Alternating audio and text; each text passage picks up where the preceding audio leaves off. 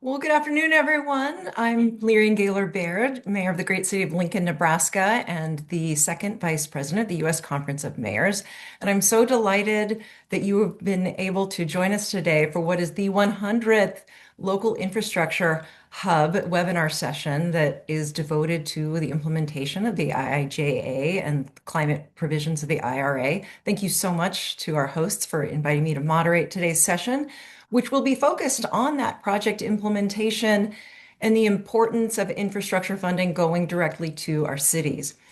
For those of you who may not be here for the 100th time, but maybe just for the first time, the Local Infrastructure Hub is a national program that connects cities and towns with resources and expert advice that are so helpful as we seek to both access this infrastructure funding and then put it to the purpose it's meant for, which is to drive local progress. Through the hub, city and town leaders can access this kind of hands-on grant application assistance and training to secure those Infrastructure Investment and Jobs Act funds and Inflation Reduction Act funds. And it consists of workshops, one-on-one office hours, and other really actionable, meaningful, practical resources. You can sign up to learn more about that program at localinfrastructure.org. But today's session, which was developed by Results for America, Bloomberg Philanthropies, and the U.S. Conference of Mayors, is going to feature some wonderful stories of cities who have accessed these competitive or direct funding opportunities to advance infrastructure projects that make life better in our communities. Our panel of experts today will be providing their wisdom and advice for other cities to be able to leverage funding opportunities as they have. And I'm really thrilled to be in their presence, thrilled to welcome them as panelists, starting with Selena Benitez, who is the mayor of Mount Rainier, Maryland. She holds the distinction of being the first Latina mayor of the city of Mount Rainier. And as a really dedicated public servant, Mayor Benitez is at the forefront of several city initiatives that are critical to address food insecurity, empower small businesses, and promote environmentally sustainable practices. We also are joined by my fellow Midwestern mayor, Quinton Lucas, the mayor of Kansas City, Missouri. And Mayor Lucas is on the advisory board for the U.S. Conference of Mayors, and he chairs our Criminal and Social Justice Standing Committee. He was first elected to mayor in 2019, and since then has been able to bring more than $100 million in federal, state, and private grants to improve Kansas City's infrastructures. Someone has to keep those fountains running. And then we also have Brian Waller joining us today, who is the mayor of Piscataway, New Jersey. And Mayor Waller is the chair of the U.S. Conference of Mayors Legislative Action Committee and also serves on the advisory board. And I will just say, point of personal privilege, a fellow Big Ten mayor. Go And then Big last but Ten. not least, we have Kirk Watson, the mayor of Austin, Texas. Mayor Watson was first elected mayor in 1997, and he's now in his third term of office after serving more than 13 years in the Texas Senate. So as you can tell, we have a lot of dedicated public servants with a lot of years under their belts, and we are so excited to welcome them today. I hope you'll join me in welcoming them. And what I plan to do is ask them, pose a series of questions and ask them each to provide their insights. And we'll start with Mayor Quinton Lucas because he does have to go earlier today than the rest. And when I kick the microphone to you, I hope you'll share a little bit more about yourself and then your insights on the questions at hand. So we'll start, Mayor Q, with you. How are you using federal infrastructure funds to advance your city's vision for its future? So it is great to be with everybody. Always good to be with Mayor Baird, who does outstanding work in Lincoln. I don't want it to be so good that everybody moves up there from Kansas City because we're close, but honored to be with her. Let me kind of like jump ahead of the conversation and maybe we are. The way we're using infrastructure funds right now is step one, to not freak out.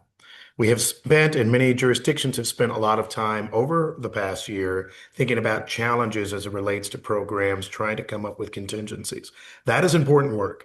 but it's also vital that you make sure that the infrastructure funds that you have in today in your community, you are still letting contracts, you're still finding your local match, an important part of how we do these things, and you are actually still operating in a world where the programs continue to exist.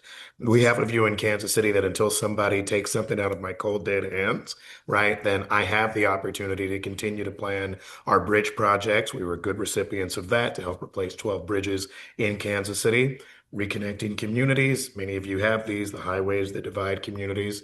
In some ways, there are reinterpretations as to how the program works, but that still is largely in effect. And frankly, we're still being creative in areas that you think may not still exist, but still do.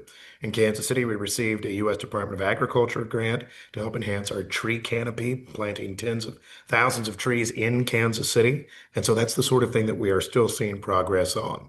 Our partners in the relevant federal administrative agencies continue to do work on grant processing, particularly now, right? Continue to have that desire of working with you. So for us, it's really full speed ahead and making sure that we're activating what we've already been lucky enough to receive. Well, wonderful. That's great advice. Stay the course, stay steady. Mayor Watson, do you want to share a few comments about how you're using federal infrastructure funds to advance your city's vision for its Yeah, future? and I really appreciate the opportunity to get to meet with all of you and to talk a little bit about this. Yeah, I'll mention first the three grants that were key grants, and then I'll talk a little bit about why I think they're so key. One is we had have a $32 million bridge investment program grant, and I'm going to come back to that. And then another one is a separate set aside 22.8 million Safe Streets and Roads for All grant, in addition to a $10.4 million grant of that nature. And the way we have approached these is we have looked at them from the standpoint of what it does for Austin, of course, but the role it also plays in our regional mobility and how we have to interact with all of the different parts of the region. For example, the two SS4A grants that I mentioned are specifically noteworthy because we're using those grants and we're going to use them to improve safety at various intersections and along our corridors that in our Vision Zero plan we identified as priorities. And that groundbreaking program helps us focus not just on improving safety, but also keeping things like the movement of those corridors, again, in sort of the regional planning process as our top priority. The way we're looking at it and the way we talk about it is that improving safety in that manner helps us address the need for all users, especially the vulnerable users, because and therefore it's part of our local and regional mobility, and it's not that complicated when you actually stop and think about it. When street design ends up focusing on safety for all of our users, it's naturally going to improve our regional mobility. But that doesn't always get talked about in that way. And of course, when we improve safety for our local and improve our local and regional mobility, we're making the investments that we can also then point, and that's very important going forward. We can point to how that helps grow our economy. I find it interesting that sometimes improvement of quality of life doesn't rise up the way we as mayors think about it sometimes. And as planners, I see in the chat the number of planners we have. But when we talk about the role it ends up playing in the economy, right now, that is a key way for us to, as Mayor Lucas indicates, stay the course on this. Absolutely. In Lincoln, we're also devoting a lot of our federal resources from the Department of Transportation for precisely that, improving safety on our streets that benefits not just the cars, but the pedestrians, the train vehicle conflicts. We want to make sure that everyone is safe on our transportation infrastructure. Okay, with that, Mayor Benitez, we'd love to hear from you. How are you advancing your vision in Mount Rainier, Maryland, with infrastructure funds that you've received? Oh, thank you for having me. So it's wonderful to join a panel of like people that love their city and love infrastructure. I think that most people don't talk about the importance, but in order for you to be able to aim at the economy and growing your city, you need infrastructure. And the challenge we always have is like, where's that money coming from? Because we all know sidewalks and streets, speed bumps are really expensive, right? So to understand how we're able to use the money, I will tell you the city of Mount Rainier is 8,500 people, 1 mile with all those wonderful people, and highest density populated city in the whole entire state of Maryland. So we're this little compared to the other cities that are in the panel, right? But in saying that, I will tell you we have 2 elementary school, 2 senior buildings, and dozens of apartment doors, right? We heavily, strongly believe that we need to, walk in our city, bike in our city, roll in our city. But it's beautiful to say that. But if your sidewalks are not conditioned, they don't exist, and it's not safe, it's not going to happen. So when we talk about and I think the other mayors mentioned it, the Vision Zero, we're a small city with a small budget where we put the vision forward. We're very like visionaries and saying this is what we like to work on, and we put 5% of our budget towards that every year. The infrastructure hub, we got $9.7 million for a small city of our size that has been generational impacting. Yes, this year alone, we have been able to get $500,000 reimbursed, and we continue to do work. That includes 120 ADA ramps, right? Flexible pavement that is also permeable in order to address our water storm management issues, walkability, be able to have trees grow and the roots so we coexist with nature and making sure we have the ability to be able to walk and get through town. That has allowed for us to do so many things. If you think the 1% to the 20% match in the money that we're getting, it will have taken us like close to 100 years, as many sessions as we've had currently, in order for us to be able to do the changes that we're doing now. But people are seeing the impacts that are happening year after year, and the fact that it's not just promises, it's not just a study that's being like archived. We're fortunate to be the only city to be able to apply for implementation money in the whole entire state of Maryland in this round, because a lot of cities felt that they were too small, having a lot more people than we did to be able to apply. But I will tell you, without the infrastructure hub helping us, we will not have believed to be able to grab the data information and the support we got to be able to apply, which has led a lot more cities in Maryland now applying. But for us, it truly shows that even if you're a small city, that direct funding makes big impact, and you could also get it and see how far it goes, along with having a nice network of various mayors and elected officials that also serve as your support system and let you know where things are going. So at least for Mount Rainier, it's been generational transformation in so many ways. And we're very happy to be part of this wonderful club, and we're hoping more people join as well. Well, absolutely. Thank you, Mayor Benitez. You're so right. Our budgets, whether you're a big city or a smaller city, they often can't keep up with the rising cost of infrastructure. The price of concrete alone goes up and up and up. And when you get this money that's more significant from the federal government, you get that work done earlier, which saves you money. And that's so important when you have limited resources. So thanks for that insight. Um, all right, Mayor Waller, Well, last I but want not to thank least. you. I want to thank you, Mayor Bird, for having me on the anniversary of the 100th Zoom call of the Infrastructure Hub. I think the one program that is applicable to what people want to speak about today is the Piscataway Goes Green initiative. It was a groundbreaking municipal program that aimed to transforming energy usage and reduction of carbon emissions through comprehensive sustainability measures. The key components was the install of 2.9 megawatt solar arrays across 8 public buildings, the deployment of 28 EV charging stations, significant HVAC improvements in government buildings, as well as building automations and lighting and upgrades. And my favorite is the install of a electrical microgrid for enhanced energy resiliency.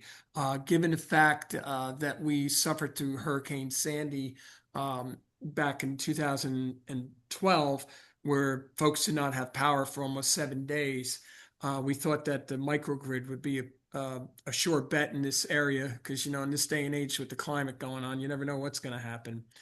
But upon completion, 64% of the town's everyday electrical energy needs will be powered by on-site renewable energy, and the carbon emissions footprint will be reduced by 53% next year.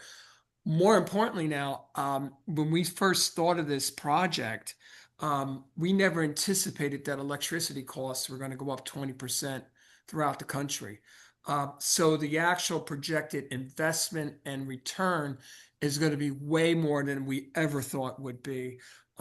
We did receive We'll be receiving $5.5 million in investment tax credits, the direct pay program, once the project is totally complete by the end of this next month in December. We'll be submitting for our tax payment reimbursements, which means the federal government will be sending Piscataway Township a direct check right there to help pay for that. And so what we also did was we received another grant for $250,000 from the Energy Efficiency Conservation Block Grant Program, which U.S. Conference of Mayors actively promoted there for monies towards that. And so, as well as changing, the conference played a big role with Congress and signed into law back when President Biden was president. Towns and cities cannot apply for these federal tax credits. It was only private sector could, or residents. So the law was changed where towns and cities and tribal nations could apply for the tax credits. And quite frankly, unless that happened, this project would have never ever happened and made it work financially. So we're very proud of this. So we leveraged about $13.2 million in rebates, incentives, and grants and everything like that. So when all said and done, it'll probably just end up costing the local taxpayers about $1.5 million. But more importantly is that we're going to have a very pertinent backup battery power and also solar arrays for futures for 20, 25 years to come. One other slight program was a little bit about the infrastructure hub, but it was a very small project, about $250,000 that went towards our museum. And the significance of that is given the fact that we're having our 250th anniversary of our country and that our town is more than 360 years old. It was the home of the first 4th of July celebration. So the National Park Service, we received a grant through Congressman Plone to the Park Service to retrofit the museum and start towards the addition towards the 250th anniversary. So if you're a history buff, the first 4th of July happened in Piscataway Township, and it was decreed by General Washington in 1778. And the last one was we had about $9 million towards the upgrade of our communication systems for our police department, EMS, and fire. And we installed 3 more communications tower to close in the coverage areas right there. So that project will be online within the next 2 months. So there was a lot going on over the last 24 months in Piscataway Township as far as infrastructure. And that doesn't even include the road projects and all the other things that a lot of the other prior mayors spoke about. Well, that sounds like remarkable progress right there. And it's really impressive that you've taken one-time dollars and turned that into not only ongoing resiliency, but also affordability in your community, a little protection against rising utility costs. And as Mayor, one of the things is this was the largest solar install project of any municipality in the state of New Jersey. And the fact is that if a resident wants to come and use the charging stations, they get 2 hours of free time on the charging stations. Fantastic. Which is Thank really you, Mayor good, Waller. So That's remarkable. And as a history major, I appreciate the history lesson as I well. do too. I do too. Mayor Q, let's go back to you with this, starting off this next question.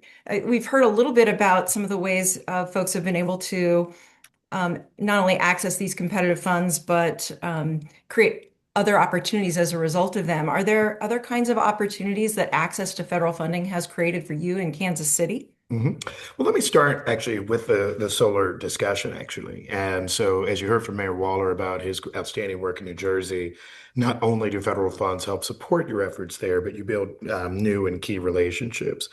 We have a Solarize KC program. Solarize KC starts with a federal grant about solar in homes. Of course, it's something that's been talked about for some time.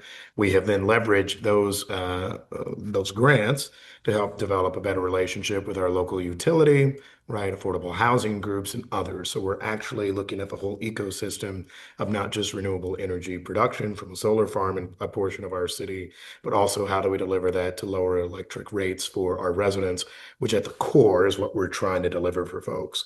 So for us, it has typically been how not do you just bring in the federal opportunity, but how do you identify strong local partners?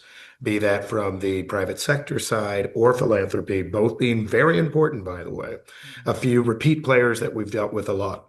Always your electric and gas utilities can be important partners in that area. And so that is a first conversation for us. As for a second step relating to that, we really do look to our philanthropic community. And what I've seen over the years is that helps us go from what used to be rather broad-based requests where they say, wait, what are you looking for $30 million on in housing? Mm. To something that has real deliverable metrics, right? If we're looking at how we do better energy usage in homes, if we're actually looking at how we're reducing customers' electric bills, which believe it or not, a lot of our partners actually do want as well, then we can look to housing rehabilitation and others. As one example, a conversation I had this morning related to the fact that a number of our older homes, right, have such high energy costs that rehab becomes inefficient, right? We have folks who can pay mortgages, so we're able to put them in homes, Mm. but they can't stay in them for long, right? This allows us to, I think, have that twinning of goals, both the initial grant receipt goal that comes to build a program like Solarize Kansas City, the relationship with the utilities, but then also supporting housing goals where we've also received grants, where we have our own housing trust fund. It is, some people say the cliche whole of government approach to things. I consider this the whole of human approach. So where are you actually helping that in-run consumer, not just from that narrow application where the grant comes in, but really in delivering a way that they can be a successful citizen in your community? Wonderful. Thank you, Mayor Lucas. These really are win-win-win sorts of resources.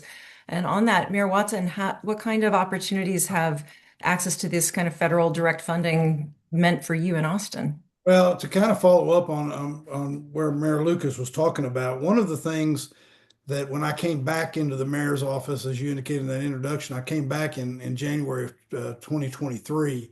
And when I did that, one of the goals I wanted to have, Austin had we have an affordability issue, and we need to address that. And of course, the first thing everybody talks about when you talk about affordability is the affordability in housing. And we can all make things more affordable by making them cheaper. But the flip side of that coin is you can make things more affordable by putting more money into people's pockets so they can afford more. And Austin's economic development model or economic development paradigm for years now has been how do we recruit people to Austin? How do we recruit jobs to Austin? And I said I wanted to shift that. I wanted to evolve that economic paradigm model so that what we were doing was Austinites that are already here, how we get them into better paying jobs. And one of the key ways was we created what we call the Austin Infrastructure Academy. And the Austin Infrastructure Academy is built in partnership, the city of Austin, of course, but it's built in partnership with our skilled trades and labor unions and with Austin Community College. Because we have about $25 billion worth of infrastructure projects in play. And when I mention three of the biggies, you'll see immediately where it may not be the direct money of IIJA, but it will be federal money. I mean, our transit system is going to require that. We're doing a major expansion at our airport, and we've got an interstate highway that runs through downtown that is being redone. So what we've done is we've created this infrastructure academy where, and by the way, we're not funding it with general fund dollars. We are funding it through CIP money in different utilities. One of the things we also have ongoing is a $1 billion wastewater treatment facility that's going to be built. But to do all that, we're taking money from those utilities and the airport, although because of FAA regulations, it can't give direct money. It's creating apprenticeships at the airport. Well, as you can imagine, what that's doing is it's creating a lot of opportunity for people to stay in Austin. And it goes back to one of my themes in my first comment. It focuses on building the economy, which I think is going to be a key message for local governments as we talk to the federal government right now and for the next few years. One other part of that, and then I'll be quiet about this, is to get back on something that Mayor Lucas was saying when he was talking about housing. One of the things that we have done with regard to our homeless projects and different things we have going on there is we're building in a workforce development component using the Austin Infrastructure Academy. And of course, if you look at what HUD is doing, and I know that's a little bit off topic, but I keep the federal government I dream about the federal government or have nightmares sometimes. But what they're doing is they're looking for HUD is looking for programs that leverage what we're doing in terms of that money with things like creating career opportunities or opportunities for employment. So I think that as long as we need to always think about how we leverage it, and we need to think about how we use it more broadly, and that creates a lot of our opportunity. Absolutely. And they call it the Infrastructure Investment and Jobs Act for a reason. Sounds like that's playing out well in your city. Mayor Good. Benitez and Mayor Waller, we want to hear from both of you on this question, and then we're going to turn it over to a live Q&A. So if you could share a little bit of your thoughts on what these funds have allowed you to take advantage of in terms of other opportunities, that would be great. Mayor Benitez. I think for us, like described earlier, we're a small city, right? Being able to get the infrastructure money meant that we were big players. So I think that people view us a little bit different to be like, hey, you guys not only went for the grant, follow up with the different dots and I's to be dotted and T's to be crossed. So they knew we have a team that was serious about the vision that we had, the zero vision, but also like a climate change vision. So this has allowed for us to go after other grants to say like, hey, we're working with this grant, but we also need funding for this other purpose in order for us to combine them. So the city of Monterey right now has every city building has solar panels within them, right? So as you guys know, nobody wants to raise taxes, but everything continues to go up. So we have found ways in which using like, the infrastructure allows us to bring able to bring money to things that we need, but also leveraging, seeing it as a holistic approach. If we have a sidewalk, what does it need? Does it need trees? Does it need like water storm management? Does it need art? The city of Mount Rainier is a very artistic city. We're the gateway to the art district, right? So we managed to like marry everything together for them to realize that we are working on facade improvement for our businesses, green infrastructure. But again, if the streets are not safe for people to walk, people are not going to come. If people do not feel safe, they will not come. So this opportunity has allowed people to see us as, yes, not only do we have a plan of vision, but we also could implement the size of our city shouldn't determine what else we can do. So for us, we also have tied it with like education for our students, right? When it comes to compost, when it comes to like, why is it the sidewalks are permeable, right? So that has allowed for it to open a conversation at a different level in order for the students to learn like this is the reason why we're doing this, what are your suggestions and ideas, and you need to be able to protect the steps that we managed to be able to go after. So to us it has opened a door for people to say like we want to invest on you because you are willing to take the risk and have the skills to be able to approach. And I tell you that sometimes people feel like okay, you are I've only this my fifth year as the mayor, you're technically a young mayor, right? Which means that you might not have the skills. It has definitely blown them out of the water for them to realize that it doesn't matter how long people have been in certain office, right?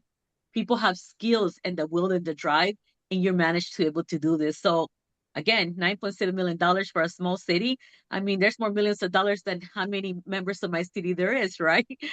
But it took a lot of time, dedication for us to say, there's people that have been building the vision what the city is, and we want to carry it forward. So to people that are thinking whether or not they should apply, I will say to them that you need to be able to take the risk, and it's a risk that it is supported by other people. So you're not alone in this mission, right? Because they're able to provide data and information, people that would check your application, provide more information for you to be able to express why is it that you want this funding and where you're going to utilize it, but walk with you along the way to make sure you know what you're doing. Because I think most of us, the hardest things that we face is like not increasing taxes, shortage in staff, and how much staff costs to be able to carry missions, right? So this gives you a balance to be able to say, this is what my vision is. I want to make sure I put it all together, and this is what I want in the future, and leverage the different pieces from the state, from the county, more federal money in order to put it all together, in order to make sure that you're utilizing all resources outside your city and not just your tax base in order to continue to change your city, what we called in real time. That's something that we heavily promised, that we were not going to do studies and just archive them, but we were going to go after funds to make sure you will see things in real time, and things were changing. So that has been very important for us, but the ability to leverage that money has allowed us to be able to go after even bigger grants. Right now, we have just been awarded a grant to get not one, but two electrical trash trucks, which will continue build within our vision and mission. But that has allowed for them to say, like, you're very serious about what you're aiming and the steps you're looking forward to. So to me, it's open doors. And, as long as you hold the responsibility to be able to follow through the path, you should be able to do more and be able to look for more funding that comes along with it. That's great. You're taking the risks and you're reaping the rewards. And it sounds like by investing those millions of dollars in infrastructure, you're able to use your other sources to really get much more done for your community. Thank you, Mayor Benitez. Mayor Waller, if you'd like to share just a minute or two on your thoughts on what these opportunities have opened up, if you want to expand on that, we'd be happy to hear from you before we go to live Q&A. Well, it's no doubt, if it wasn't for the Deficit Reduction Act, a lot of these infrastructure programs would not be happening. Like the investment tax credit direct pay program, where we're able to get additional funds for the solar project, that would never have ever happened, because quite frankly, we all know that there's only a certain amount of bonding you can do to fix infrastructure every year in a community. And then, people like their roads and things to be fixed first in front of their houses, and putting solar arrays on government buildings is probably not on their check their box list. But this was a once in a lifetime chance for Piscataway Township to take care of something that was ultimately going to save us some money in the end game. But more importantly, is now really going to be paying off with the cost of, as I said before, with the cost of electricity going up. And as I said before, with the storms that are more on a more frequent basis, we had to do something about resiliency, because it got to be very challenging for a lot of storms when people were without power. And and I think if it wasn't for the tax credits, we wouldn't have been able to leverage another $13 million in grants there. So this played a significant piece of the puzzle in the overall piece of the pie, or we want to talk about. And I am just so ecstatic about this, that this will be finished out by the end of the year. And I look forward to getting our check within 90 days of January 1st to get that back, so I can get my finance officer off my back. So. Thank you, Mayor Waller. Thank you for all you're getting done in New Jersey. At this point, we want to make sure we get a chance to take your questions. So thank you, panelists, again, for sharing your insights. We want to hear more from the folks who've joined us today. So if you're participating in this call, please keep dropping questions in the chat. And I now want to pass it over to the one and only Jamie Lavin from Bloomberg Philanthropies to lead our Q&A. Thank you, Jamie, for all you do for mayors and cities. Oh, thank you guys. This has been an incredible panel. You should see all my notes that I've been taking. And you already hit on, Jason will be saying this, but you've hit on so many of the topics we were hoping to cover. So quick question, Mayor Q, I know you gotta bounce. So I want to hear, how are you telling your residents about what's happening, all the great things we've all been talking about? When the project's not complete, maybe the shovels aren't even in the ground. How are you bringing them along? That's always an issue, even in times that are somewhat more trying. So, I mean, first, I think upon receipt of any type of grant, you really do need to make sure you're sharing a narrative around it. Even if some of your federal partners might have been the ones who did the initial release, right? You're sharing how it's important with the community. Obviously, easier to do it together, but you built that step one. I think a next step, and this is something I dealt with just this week, There is an inner city street. We've had a share of traffic deaths and unfortunately homicides and others. We received a grant about a year and a half ago in connection with it, and everybody just forgot, right? I think it is important to make sure that you continue to share a narrative of this is really part of almost a capital improvements program. And so it's integrating the grants, as Mayor Waller just noted, into kind of a broader city strategy, because obviously, as the mayors can tell you, I'm sure all of you listening know, right? If we're doing it right, this is actually part of some real long-term planning goal rather than just, hey, we got money, let's spend it as quickly as possible. So that I think is another key step. And then finally, there's the reminding folks when you're actually finally able to do something, even if it's something as simple as issuing RFPs in connection with it, that it all ties back to that initial policy effort. So for the trial lawyers on the call, of which there are probably few, but right, the whole idea is a jury, you tell them what you're going to tell them, you tell them, and then you tell them what you told them, right? I mean, it is largely that as you go throughout this process. That's how I think we do it. Another thing that we got better at in the last portion of the prior administration was in building how our broader grant strategy supports our goals as local government. And so, we have a 5-year business plan in our city. Where do grants fill in with what that step is? We need to continue to make sure that we update that even at times of challenge. And frankly, even where people are saying we're concerned about loss of grants or anything of that sort, it makes a cleaner narrative rather than getting into a fight with Washington pundits or others that you'll never necessarily win, right? You can instead say, well, no, this is actually the important place where we're looking to activate these grants. It also allows for better infill from private partners in the event that you have to have some sort of gap funding during a challenge point. So that's largely how we do it. And, I think it works so far for us. Great. Thank you, Mayor Lucas. And shout out to the lawyers in the house. Mayor Gaylor Baird, how about you? How you telling residents? We're involving them in a lot of the work itself as we undertake safe, successful streets for all in Lincoln using a planning grant related to Vision Zero.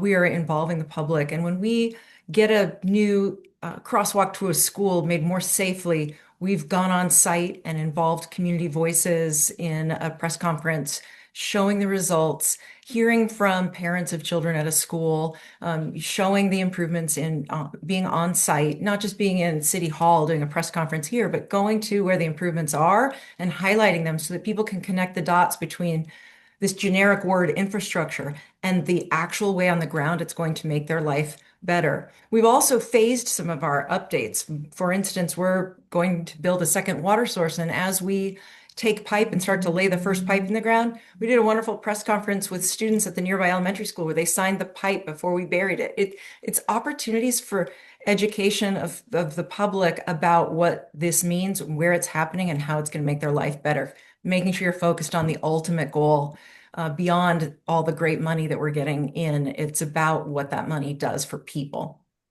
I love that idea of finding ways for the public to be tangibly involved, the kids signing the pipe and maybe realizing, water infrastructure is there's a lot underground that we don't all see. Mayor Benitez, I know you also have been involving the kids. Tell us about that.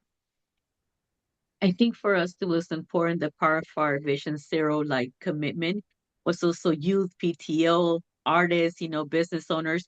So we made sure to take a whole completely holistic approach with the kids since we're very engaged with having green teams in the school, compost teams as well in schools. They get heavily involved in what it looks like. The other thing is we task them as they walk to school to let us know if a sidewalk needs to be addressed or fixed, right? So they become agents of change. So we get different emails of Mayor, on this street when I walk to school, there's a crack. Can you please address it? So we want to make sure we create leaders within the youth in order for them to be and once it's done, we let them know it has been addressed or will be addressed in X, Y, Z, right? The idea is for them to realize that their voice has power and it might not always be answered immediately, to be fixed, but we let them know this is what it looks like in the plans of stuff. The other thing that we heavily do is every week we put information out through notification and we alert the school so that way they know this is what's happening. And as you walk to school or you're driving through school, right? This is the changes that you'll go ahead and see. So for us, it's very important for them to know that things are changing and they're part of the change, but they're also part of that responsibility. And we have a very clear saying here that says like the changes that are made today, they're your responsibility to carry on. In my Rainier, 16 and over do get to vote. So we also remind them that if we're not doing our job, they could vote us out of office as well. So it gives them a different empowerment for them to be like, oh, they are going to listen to me no matter what age we are. And that's part of like our junior program. They're actively like, an extension of, I tell them, you're an extension of my office. So if something's wrong out there, we all are responsible for it. So we all need to report it. So that's part of them being engaged in the process as a young, early age. It doesn't matter if they're preschool or like elementary or mid or high school or even college students, right? We get them involved for them to know that you are important in the process and the changes we make today will affect you later. So if you want to see wonderful trees, great sidewalks, you need to get involved so that way you advocate to make sure and also help us spread the message to the community. So it's cute when little kids tell somebody else like, we've been informed, that that's being done.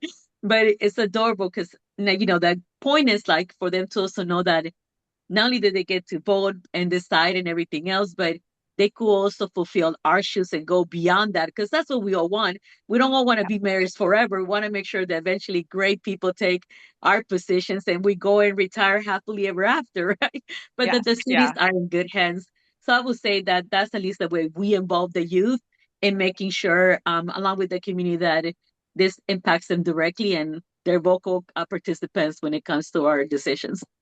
That's great. Mayor Watson, what's going on in Austin? How are you bringing people along on this infrastructure journey? Well, what's interesting about your question is just before you got on and started asking that question, I was listening to these great mayors talking about their projects, and I wrote down on my notepad here, our infrastructure work needs to be shown better.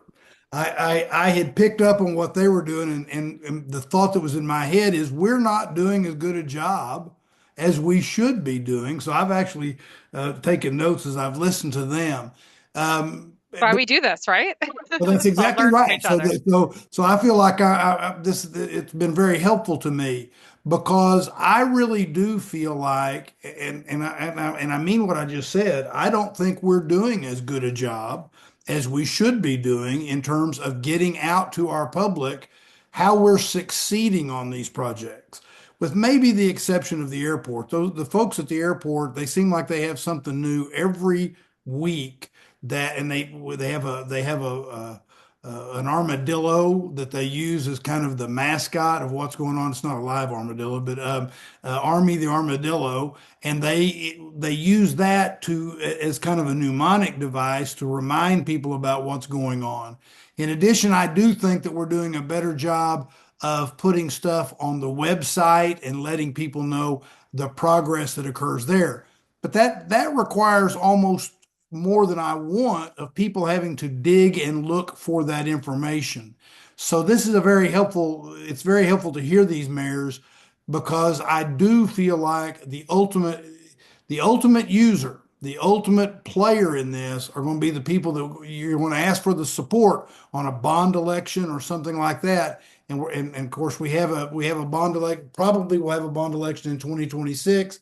We've created an advisory group and all of those kinds of things, but the traditional things aren't getting through as much anymore as I think they used to. So what I'm taking away from this is I need to go back and we need to do better. Yeah, and I think, infrastructure gives us a sort of unique opportunity in that way. Human services sometimes can be very difficult to message what the progress is in negotiating with a new homelessness provider. But infrastructure, you can actually go to the place that's going to be That is infected right. and think about it. But with the one big problem, and that is they take forever. Yeah. And people hate construction. That's what I've said about the highway I mentioned earlier. I've been working on that highway since 2011 when I was the vice chair of transportation in the Texas Senate. And what I tell people all the time when I speak about it is everybody's going to hate my guts for the next 10 years, and then nobody's going to remember who brought them this pretty highway. So it'll be over for me. Yep. Mayor Waller, close us out. How does everyone know that solar is going to benefit them in Piscataway? Well, here's the one thing there's one program that we have out out for the Piscataway residents. It's called Community Solar. And we have a lot of logistics and data centers within our community. And what we've done through the private sector, through tax credits through the state, they've been installing a lot of arrays on top of their buildings. So, but what does that mean for the average citizen? If you meet a certain income guideline, you can sign up for the solar community solar program. So if you are renting in an apartment and you want a reduction in your electric bill or something, you can sign up for the program. And then depending upon how much solar is generated on a given month, there's a reduction on your energy bill from that site that goes there. So it's a very unique program to the state of New Jersey, but we've been actively promoting that infrastructure for people who especially meet the income guidelines to sign up. And let's be honest, there's a lot of people that might not want to, even if they have a home, might not want to undertake a project of having solar on their house. But this is a way for them to still participate having solar, but with not the aggravation or anything like that, but yet reap some of the benefits of it, with it being housed on somebody else's facility, which is really unique. And in this day and age, it's mandatory to pretty much that you have to have solar on these big logistics buildings. So that's why we've been trying to promote that with residents to try to take advantage of that program. Yeah, we know that from the election results, utility and affordability Yep. is top of mind for New Jersey voters. So being able to tout how much, some of your lowest income residents have been able to save because of these investments is We have really more wonderful. subscribers than slots. Ah, That that's that great. That's a that good want, problem to have, right? which is actually a good thing. So Yeah, yeah, we always want to have more demand for the things we're offering.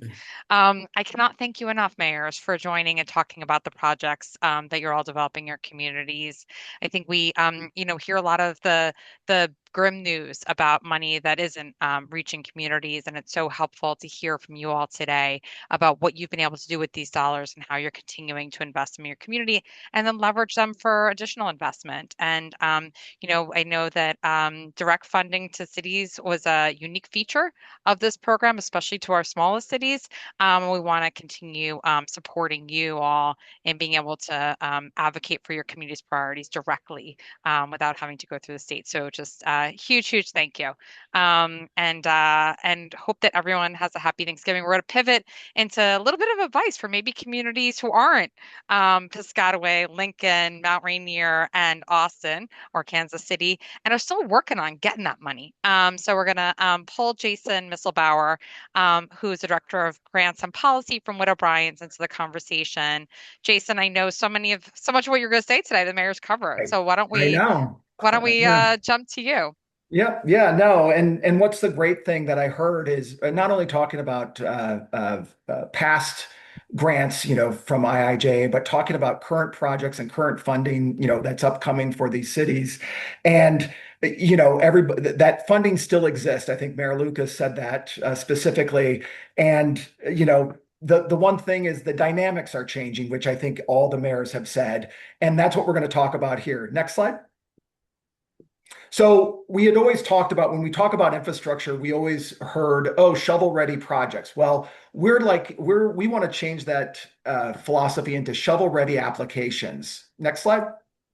So some things to think about when you're preparing or thinking about pursuing federal funding or just any funding in general, especially given sort of these changing dynamics where timelines are shortening, projects or grant programs are contracting into one funding stream, and just being ready to apply. So in that is your application, is your narrative. So taking your CIP, your capital improvement plan, or your strategic plan, or any other types of planning documents, be it an SS4A planning document, and turning that into an application narrative. So turning it into a project narrative, and thinking through what other dynamics, what other items you need to add to it.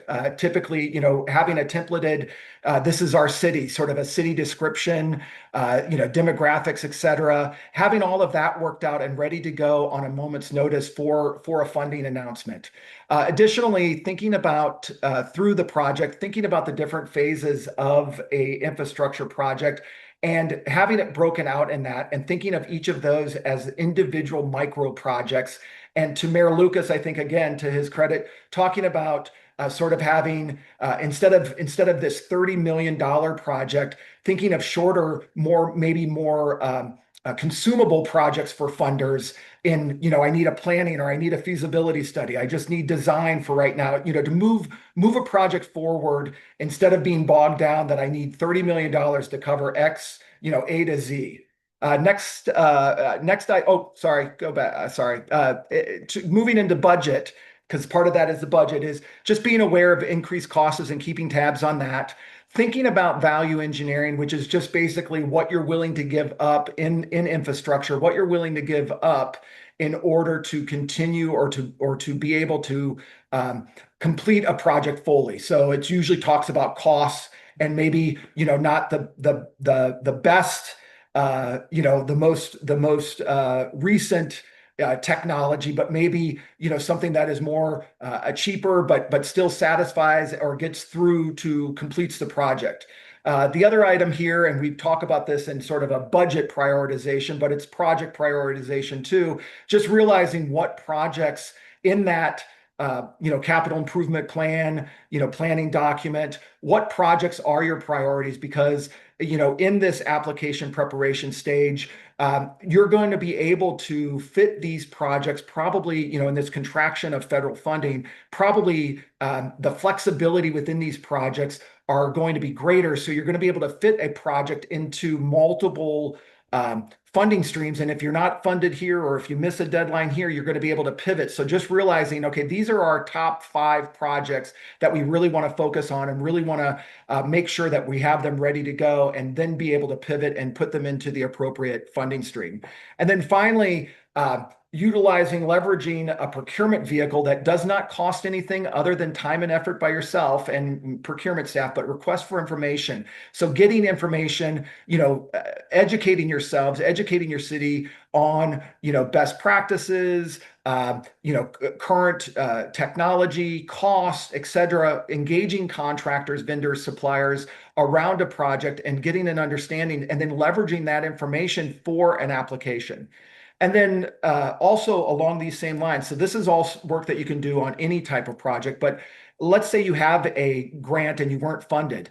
Go back, review the funder feedback, which you should have received, engage the funder, get additional feedback, and then integrate that into a new draft application, have it ready to go so you can, like I said before, pivot to all of the new funding programs that will be coming out in the new year. Next slide. As I said, engage funders, and all grants, regardless, state, federal, foundational, all of it is about relationship management. And especially in this new dynamic where more funding will be coming to states, more federal funding will be coming through the states so they can pass through. Engage at your state early and often. Engage at the department, engage at the governor's office. What are you guys doing? What are your planning? Here is my project. Just engage. And that sort of goes along with that schedule follow-up meetings, schedule follow-up communications. This is where we're at. This is my project. With the funder, internal teams do the same thing. Make that capital improvement plan. Make that project narrative that you created from that capital improvement plan, make it a living, breathing document like a strategic plan, something that you're going in, you're meeting with, seeing about updates, et cetera. And then obviously, as the mayor said, continuing that external stakeholder engagement, community engagement, informing them where you're at in the process. And then finally, I skipped the middle one there, but review awardees and their projects applications. So again, maybe you're not funded. Maybe you've never gone after that funding. Federal agencies announce who was awarded. There may be a city, somebody next door or somebody that you're involved with. Maybe your mayor knows their mayor, et cetera. Engage them, talk to them about their successful application, et cetera. Next slide.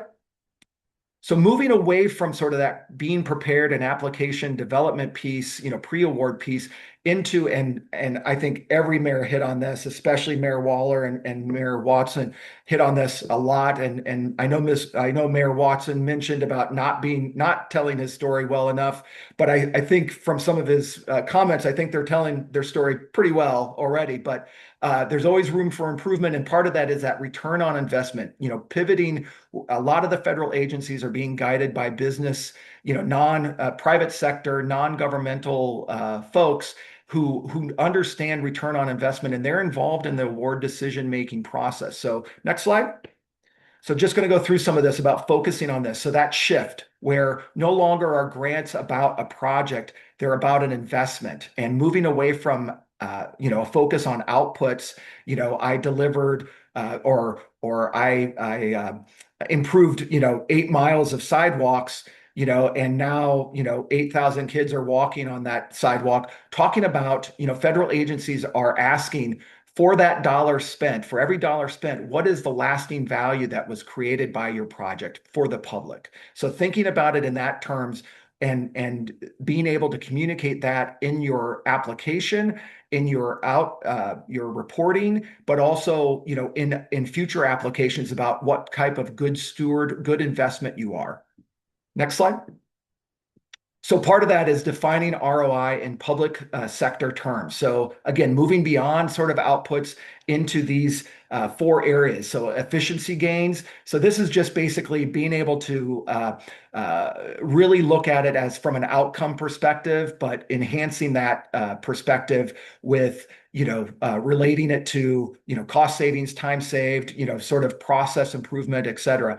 Economic multipliers. A lot of the mayors talked about sort of that economic development piece, which a lot of people already think about when they're thinking about ROI. Long-term benefits. So this was talking about risk reduction, preventing floods, reducing maintenance cost, et cetera. And then public trust and transparency. This is about, hey, I delivered the grant, the federally funded project on time, on budget, didn't need a cost extension. I deliver, and I delivered it compliantly as well. So again, being able to communicate sort of across all 4 of these in an application, showing, communicating it pre, post, and then at application to your community, but also to funders. Next slide. And then this just talks about sort of, what I mentioned about that pre-award. So building it into your application, talking about what, using the data that you're receiving. Lots of these infrastructure talks about a cost benefit analysis, doing the same, but doing it in a larger scale across all of your work, all of your effort when it comes to an application or about a project. Next slide. And then, again, incorporating this, ingraining this into your current process. So, one source, not all of us will have, economists or maybe universities, community colleges in our area, but leveraging those if you do have them. But a lot of us do have economic development teams or an economic development component in our cities, and leveraging those folks to help you develop an ROI, not only from an economic development perspective, but across all of those different lanes, and thinking through how we can express that and incorporate that into our application and into our reporting. And then finally, taking a lot of us, created dashboards, infographics, et cetera, from our state and local fiscal recovery fund, leveraging that work to then now express it in ROI terms, moving forward. Next slide. And then, as I mentioned, again, reframing this, sorry about that, reframing this into our reports, be it programmatic reports, annual reports, financial reports, making it more about a return on investment, not just about the activities or what we've completed, our expenditures, talking about an investment report, and translating that into something that is consumable for the public, but also the funders. Next slide. And then finally, mentioned we talk about sustainability, but this isn't the sustainability that maybe a lot of us are thinking about. This is about, in grants, we used to talk about sustainability. Well, past, what's your funding mechanism or funding strategy past, the grant period. Now it's talking about what's the value of your project past the grant period, project period, and being able to state that, show that, and continue to report on that, at least outwardly, and then incorporate that into your applications moving forward. And I believe that's it, Jamie. Great. I'm going Thank to you, make sure. Jason. Yep. Impressive getting through all of that in a brief amount of time. I know we're coming up on the hour, so I'm going to put up a slide with some of the offerings we have, and then we can stay on for a few minutes if folks have questions. But I just want to make sure you all get this and that you fill out the poll that we're going to pull up about today's session and what we can continue doing to support you. So we have a few things coming up on the Local Infrastructure Hub. We want to make sure you all get to sign up for those. One is we're going to be having a session December 9th after the holiday. For cities that are starting to think about AVs, what that would look like on their streets. And we're going to be talking to cities that already have them on the ground. What is it they wish they had known before AVs showed up on their streets? What do they know now? And what can they share with you all as you start planning for what might be coming to your streets? Safe Streets and Roads for All. We're going to be hosting an expedited workshop to help folks. We don't know, exactly when the Safe Streets NOFA will hit, but this will be the last round of this program. It's been a huge boon for cities. It's only for local jurisdictions. States can't apply for that funding. And there's a lot of money, non-competitive money for planning, especially. You heard from most of the cities on today that they've gotten some Safe Streets funding and what it's meant for their communities. So I'd encourage you all to apply. So check out our resources there. Clean and Drinking Water State Revolving Funds. We had a session a couple of weeks ago about these programs. These are administered through the states, but they are federal money. And we really encourage you, if you have a water project, whether it's a waste treatment issue or drinking water issue, if you still have lead service lines that need to be replaced, this will be a good one to check out on February 5th. And then we're going to be hosting an expedited workshop, the types of things that Jason was just talking about, in addition to how do you make sure that your RFPs are being used as strategic instruments, and that you're really getting value out of those on September 26th. And then all throughout the winter next year, January through March, we'll be hosting our last Safe Streets and Roads for All boot camp. So again, if you're just starting out in Safe Streets and could use some help, encourage you all to sign up the QR codes there. I didn't see the poll come up. Hopefully you all got it on your end. Ah, here we go.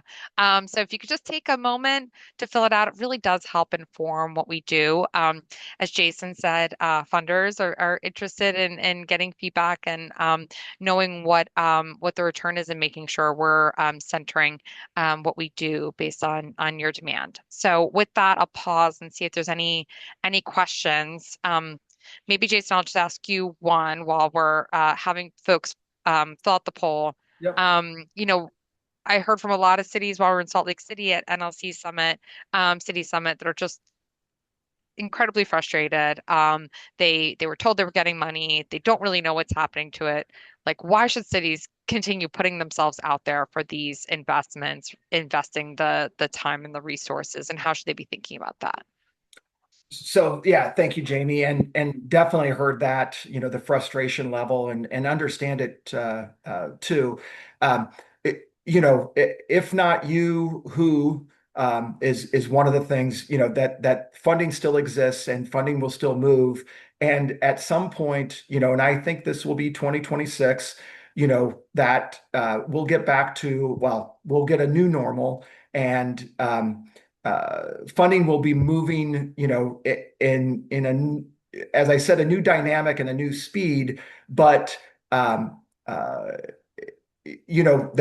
that you can leverage this funding, in a different way now, with the way that with the pass-throughs coming to states. So it'll just be I think that there'll be more flexibility in that dynamic, states will be looking to you all and will know you better because of the intimacy of having dealings with you. So I guess, uh, you know, uh, if anything, I would say, to engage your states now and educate them about your projects because of that dynamic change that, your frustration with the federal government that component will, for the most part, will be removed because it'll be the state that you're dealing with now instead of the federal government.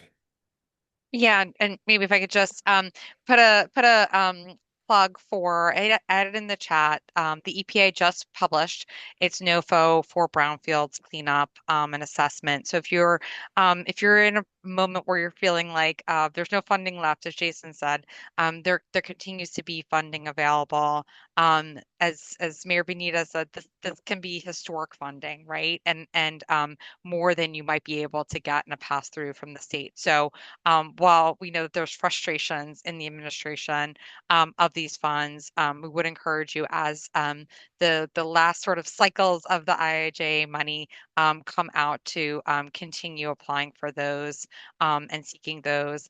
And as Mayor Waller said, the IRA tax credits make sure that if you've done something that's eligible for a tax credit, you're filing with the IRS. I mean, the check comes in the mail. This is not discretionary funding. This is if you did it and you meet the qualifications, you get it. So if you need help, you did something, you think it might qualify, you need some help, please do reach out to us. We have experts available who can help you sort of with the filing process with the IRS. And with that, want to say just a huge thank you to Mayor Gaylor Baird for helping to moderate today's conversation, to our incredible partners at the U.S. Conference of Mayors and Results for America, and all of the partners on the local infrastructure hub.